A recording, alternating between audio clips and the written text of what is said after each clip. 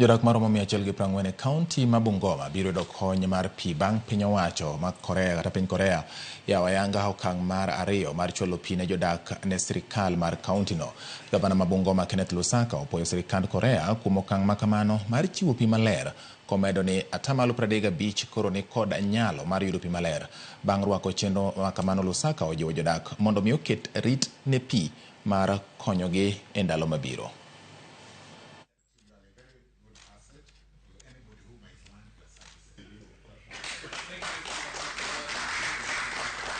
84,000 Bungoma people are going to benefit from this phase 2.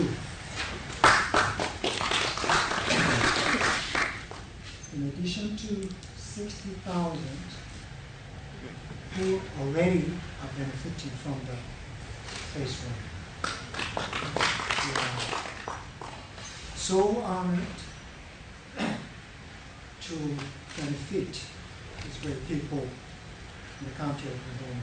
Because of Koika 1 and 2, we have increased access to clean water, clean and safe water, from 25% to 35%, which is a significant milestone. And we are hoping, like you have said, is covering over 140 residents of Bungoma County. We have also submitted another proposal for Koika 3, which we are calling Sosio Kamkuywa Tongareni Webuye Water Project.